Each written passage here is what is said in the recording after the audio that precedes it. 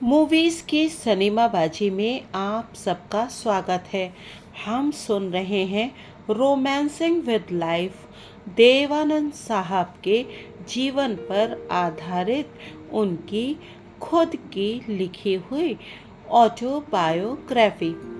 इस पुस्तक में उन्होंने बताया है कि किस प्रकार से वो फिल्मों में आए और उन्होंने सफलता प्राप्त की। देव साहब बताते हैं, मेरी माँ मुझे देव कहती थी और मेरा पूरा परिवार भी मुझे देव ही पुकारता था, लेकिन मेरे पिताजी मुझे देव आन कहते थे। आन वो मुझे बेहद दुलार और लाड़ प्यार से कहते थे। जब वो शाम को काम से घर लौटते थे तब वो मुझे देवान कह कर के बुलाते थे। जब मैं जन्मा था तो मेरे नाम के आगे धर्म लगा दिया गया था, लेकिन जब मैं दुनिया में अपना एक अलग स्थान बनाने के लिए निकला तो मैंने धर्म हटा दिया और मैं सिर्फ देव रह गया। आनंद मेरा पैतृक नाम था तो मैं बन गया देव आनंद। देव साहब कहते हैं कि धर्मदेव आनंद एक बहुत बड़ा और भारी भरकम नाम था मेरे जैसे एक बिल्कुल साधारण व्यक्ति के लिए। इसीलिए मैंने अपना नाम बस केवल देव आनंद कर लिया। मेरे नाम का अर्थ है खुशियों का देवता और ये एक आकर्षक नाम भी था। और बाद में जब मैं बहुत प्रसिद्ध हो गया और लोगों के दिलों में उतर गया तब लोगों ने मेरे नाम के साथ साहब लगाना शुरू कर दिया। वो मुझे देव साहब कहकर पुकारने लगे। मैं ये कभी जान नहीं पाया कि वो मुझे ऐसा क्यों कहने लगे। हो सकता है ये इसलिए हो क्योंकि मैंने बहुत छोटी उम्र में अपनी फिल्म कंपनी बना ली थी, या फिर क्योंकि मैं अपनी फिल्म कंपनी बना लेने की वजह से अपना खुद का बॉस बन गया था और मालिक भी बन गया था। वो मुझे एक बॉस की तरह से ही देखने लगे थे और मुझे साहब कहने लगे थे। या फिर ये भी हो सकता है क्योंकि उन्होंने मुझे मेरे एक शहरी व्यक्तित्व की वजह से, जो कि मैं जीन्स और जैकेट्स पहनता था, जो एक तरह से वेस्टर्न क्लोथ्स थे, और मैं धोती कुर्ता नहीं पहनता था ज़्यादातर और फिल्में भी मॉडर्न ही बनाने का प्रयास करता था जो अपने समय से आगे की फिल्में थीं। इस वजह से वो लोग मुझे साहब कहकर बुलाने लगे थे। या फिर ये भी हो सकता है कि मैं अंग्रेजी बहुत अच्छी बोलता था और बिल्कुल अंग्रेजों वाले एक्सेंट में बोलता था। मैं एक भूरा साहब था। खैर, चाहे जो भी कारण रहा हो, लेकिन साहब मेरे नाम के साथ जुड़ गया और वो आखिर तक जुड़ा ही रहा।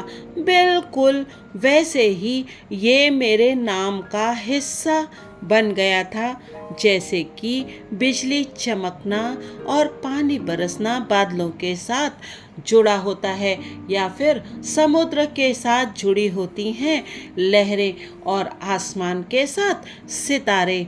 और मुझे भी इस बात की आदत हो गई थी कि लोग मुझे देव साहब कहकर बुलाएं। पर वो लोग जिनके मैं करीब था या जो मेरे करीब थे और जो मुझे बेहद प्यार करते थे, मुझे चाहते थे, वो मुझे केवल देव कहते थे। बस देव, जो बहुत छोटा, प्यारा और बहुत अधिकारपूर्ण लगता था। चलिए, ये तो बात हुई देव साहब के नाम की, लेकिन देव साहब ने आखिर अपने जीवन की इस कथा को लिखने के बारे में कब सोचा? देव साहब बताते हैं, ये 23 मार्च 2003 का समय था और मैं अमेरिका में था और उस समय दुनिया में बहुत कुछ घट रहा था। कहीं पर एक बच्चा मारा गया था, कहीं पर किसी एक महिला का अपमान हुआ था और ये पहली बार नहीं हो रहा था, बहुत बार ऐसा हो चुका था। बहुत सालों से ऐसा होता चला आ रहा था और ऐसे ही किसी एक क्षण में मैं बस खड़ा रह गया। मेरा मस्तिष्क बिल्कुल शांत हो गया, बिल्कुल शांत। वो आगे बढ़ ही नहीं रहा था और ऐसा मेरे साथ पहले कभी नहीं हुआ था। मेरे जीवन के हर क्षण में जिसे मैंने जिया था उसमें मैं बस आगे बढ़ता गया था। मैं आगे बढ़ता रहता था, चाहे पीछे कुछ भी छूटता चला जा रहा था। और ऐसे ही किसी क्षण में मैंने ये किताब लिखने का निश्चय किया।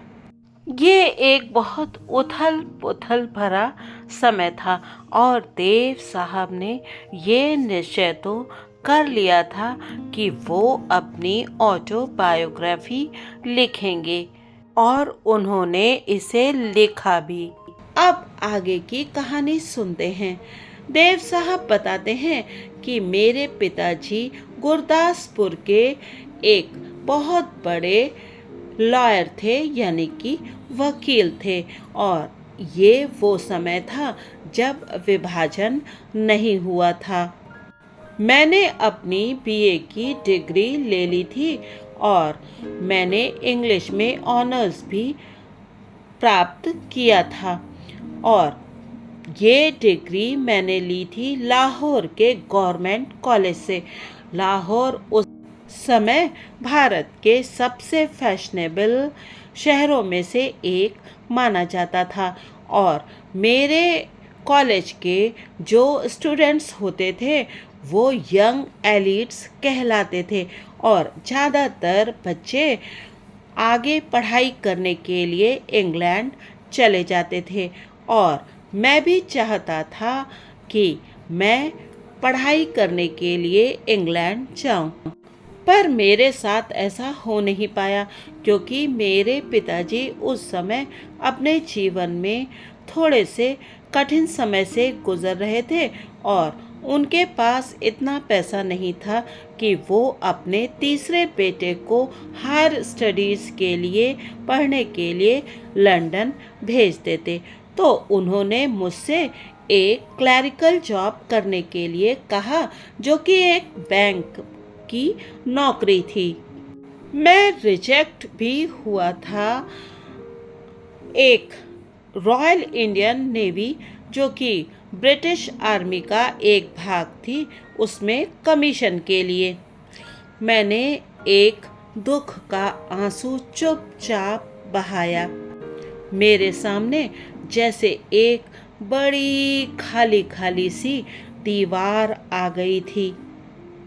मुझे उस वक्त ऐसा महसूस हो रहा था कि रावी नदी जिसके किनारे लाहौर बसा हुआ था उसने अचानक से बहना बंद कर दिया था और मैं एक भूल भुलैया में फंस सा गया था।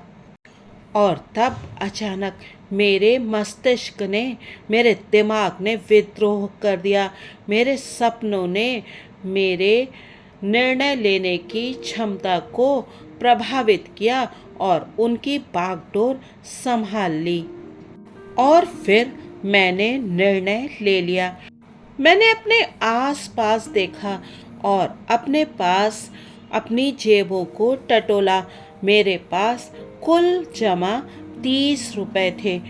उतने पैसे लेकर के और एक छोटे से बैग में अपनी ज़रूरी और महत्वपूर्ण चीज़ें डालकर मैं 3rd क्लास कंपार्टमेंट में फ्रंटियर मेल में बैठ गया, जो मुझे ले जा रही थी मेरे घर से दूर और 24 घंटों के अंदर मुझे मेरे सपनों के शहर ले जाने वाली थी, बॉम्बे।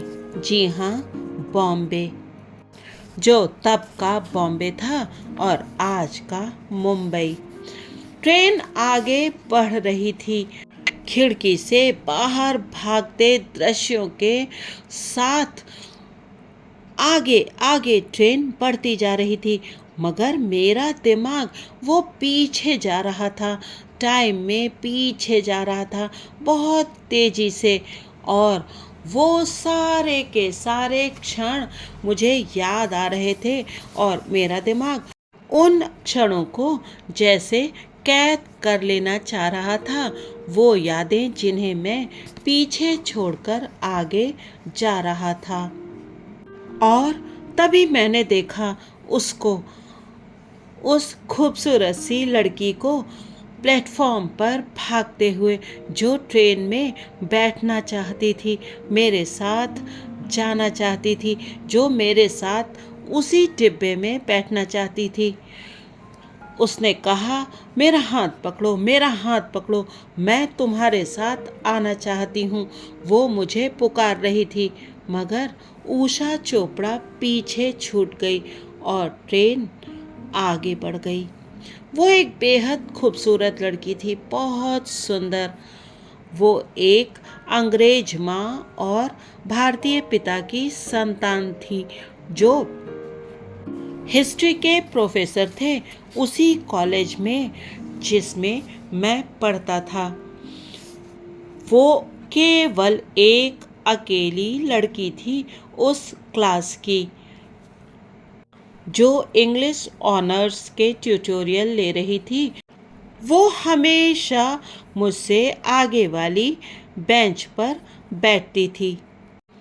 वो सबसे पहले आ जाती थी और आकर अपनी सीट पर बैठ जाती थी, लड़कों के अंदर आने से पहले, और सबसे बाद में उस कमरे को छोड़ती थी।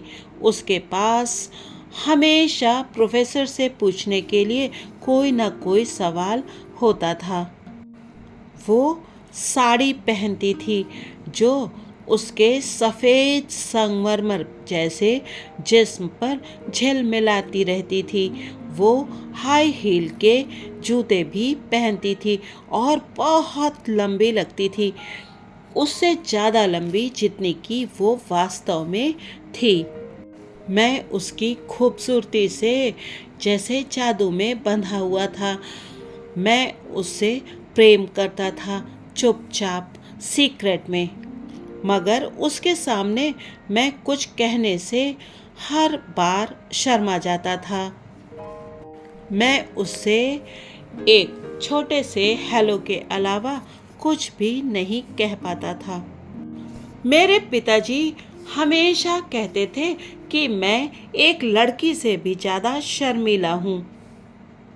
और इसके अलावा वहाँ पर थोड़ी सांवली सी फ्लोरेंस भी थी, जो एक छोटी सी फ्रॉक पहनती थी और काले रंग के स्टॉकिंग्स पहनती थी और चर्च आने वाली भीड़ का एक हिस्सा होती थी संडे की प्रेयर्स के लिए। मैं जब कभी चर्च की बेल्स को बजते हुए सुनता था, मैं फ्लोरेंस को याद करता था। वो हमेशा मेरा पीछा करती रहती थी, स्कूल में और शाम को जब मैं म्युनिसिपल गार्डन में टहलने के लिए जाता था। एक दिन उसने मेरा सामना किया एक गुलाब के साथ। उसने मुझे फूल दिया और कहा, तुम ये फूल तोड़ना चाहते थे। और मैं वहाँ से भागा और दौड़कर अपनी माँ के पास पहुँचा, जो रसोई में खाना बना रही थी। माँ अपने ख्यालों में गुम थी, लेकिन मेरा शर्मीलापन मुझे किसी भी लड़की से बात करने में रोक देता था। मैं सचमुच बहुत शर्मीला था। मेरा शर्मीलापन मेरे और उषा के बीच में बहुत बड़ी बाधा था। लेकिन मैं ये सब कुछ छोड़कर ट्रेन में बैठा था और फ्रंटियर मेल आगे बढ़ती जा रही थी। ये जुलाई 1943 का साल था। मेरी आंखों के सामने एक के बाद एक बहुत सारे दृश्य आते जा रहे थे। मैं ट्रेन में खिड़की के पास बैठा था। मेरी आंखें बाहर देख रही थीं, लेकिन मैं कुछ देख नहीं पा रहा था। मुझे अंदर से दुख भी हो रहा था कि मैंने अपने पिताजी को नहीं बताया था कि मैं उनसे दूर, बहुत दूर जा रहा था। मेरे पिताजी दिल से एक बहुत अमीर व्यक्ति थे। उन्होंने अपने 10 में से 9 बच्चों को बहुत अच्छी शिक्षा दी थी। 10वां बच्चा, जो कि एक बेटा था, वो बहुत जल्दी इस संसार को छोड़ गया था। उनके बड़े बेटे ने संस्कृत में एमए किया था और फिर वकालत की पढ़ाई अपने पिताजी के चरण चिन्हों पर चलते हुए की थी और दूसरे बेटे को उन्होंने इंग्लैंड में पढ़ने के लिए भेजा था।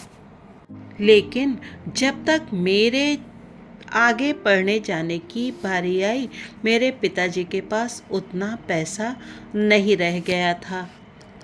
शायद मेरा भाग्य कुछ और ही निर्णय किए बैठा था। शायद यही होना था कि मैं एक बहुत दूर के शहर में चला गया था और बाप बेटे के बीच की मुलाकात बहुत सालों के बाद होनी थी। मुझे उनकी याद आ रही थी और मेरी आंखें आंसुओं से धुंधलाने लगी थीं। मेरे सामने मेरे परिवार के एक एक सदस्य का चेहरा आ रहा था। मेरी 2 बड़ी बहनों का चेहरा, जिन्हें मैंने लाहौर में छोड़ दिया था। एक की शादी एक डॉक्टर से हुई थी और एक की एक वकील से, और हम सब में सबसे बड़ी दिल्ली में विवाहित थी। मेरी 2 छोटी बहनें जो सर गंगाराम स्कूल लाहौर में पढ़ रही थीं।